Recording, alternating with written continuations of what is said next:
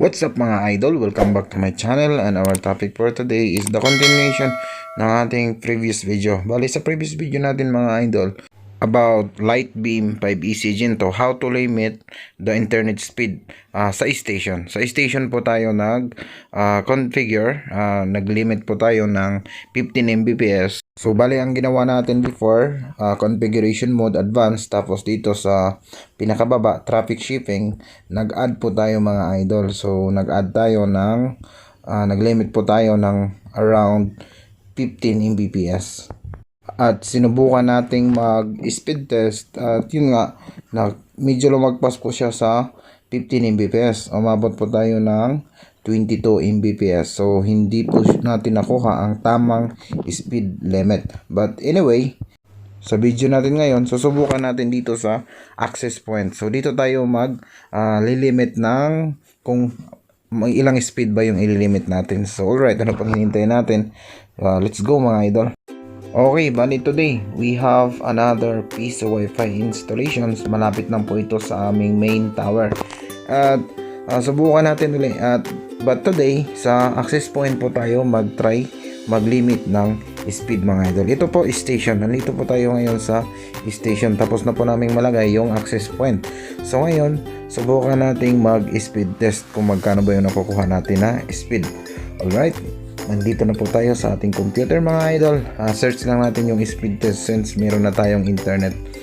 Bali, wala pa tong limit mga idol. So, try muna nating mag-speed test kung magkano ba yung nakukuha natin na speed from main natin na tower. So, alright. Via Lightbeam 5EC Ginto, nakakuha tayo ng around 130 Mbps.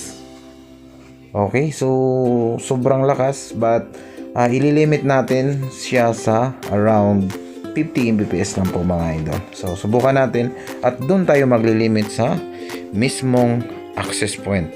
Access point, traffic shipping, at i-control natin yung speed. At sana this time hindi na siya lalagpas. So 50 Mbps ang limit natin. Sana 50 Mbps lang din yung natin makukuhang speed na ibabato natin dito. So alright, sa fast.com subukan lang natin kung magkano speed natin dito mga idol. So hindi naman pwede mapunta dito lahat ng speed. So kailangan nating mag bandwidth control, kailangan nating mag speed limit. So 50 Mbps lang po yung ipapasa natin dito.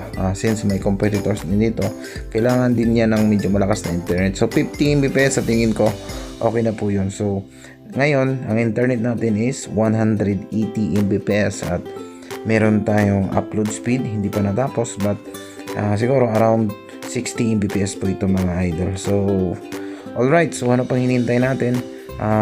Punta na tayo sa ating access point.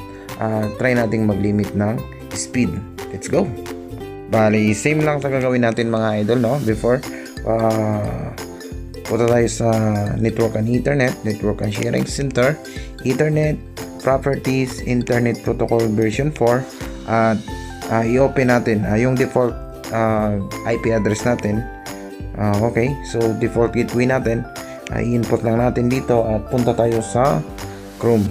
So i-open natin yung ating access point at doon po tayo maglilimit ng speed mga idolo. So alright, punta tayo dito sa network, under configuration mode. Wala po tayong gagalawin doon mga idol. So diretso tayo sa traffic shipping, tapos add. So interface natin dito WLAN, tapos rate, naka-kbps po siya. Subukan muna natin yung 50,000, bali 50 Mbps ang ating target. So yung burst wag na natin galawin, 50,000 sa baba. Okay, tapos save natin to mga idol. At mag-add pa pala tayo ng isa. Mag-add tayo ulit ng panibago. Yung interface naman niya is LAN. So 50,000 again. At i-save natin to at subukan natin mag-speed test. Alright, let's go. Speed test tayo. Save and speed test.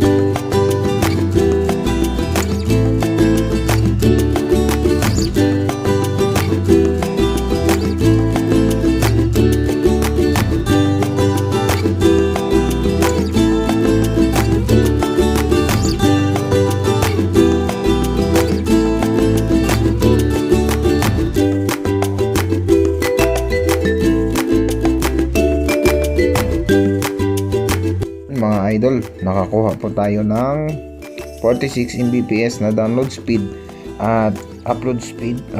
Siguro mga 46 Mbps din to. Okay, so bali subukan natin ito sa fast.com mga idol. Kung the same ba ng result. So mag-a-adjust tayo ulit, i-adjust natin. Gusto ko makuha talaga yung 50 Mbps. So naglilimit na siya, hindi na siya lumalagpas mga idol. Okay, so ang gagawin natin ngayon, mag-adjust tayo doon sa ating traffic shipping.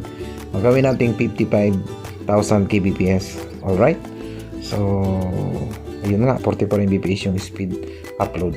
Okay, balik tayo dito sa ating traffic shipping at i-edit lang natin itong parang may lapis at gawin nating 55,000 kbps.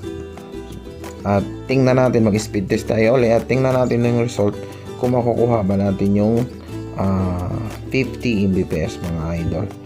Alright, so dito na po mga idol, yung pangalawa, ano din natin yung interface na LAN, bali i-edit din natin to 55,000 kbps at subukan natin ngayon mag-speed test.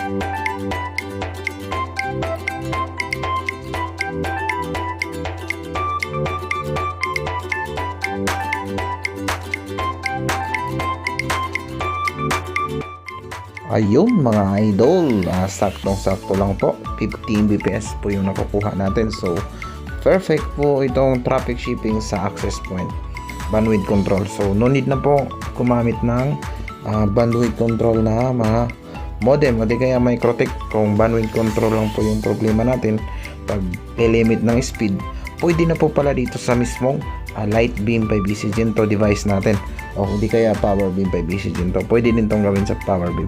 Alright, nakuha nga natin ang perfect na 50 Mbps. Subukan natin dito sa fast.com kung the same ba ng result. Makakuha tayo ng around 50 Mbps mga idolo. Ayun, so malinaw na malinaw, 50 Mbps po yung nakukuha natin na speed. So effective, super effective yung access point na paglilimit ng speed via traffic shipping. So salamat po sa inyong panonood mga idolo and God bless po sa inyong lahat.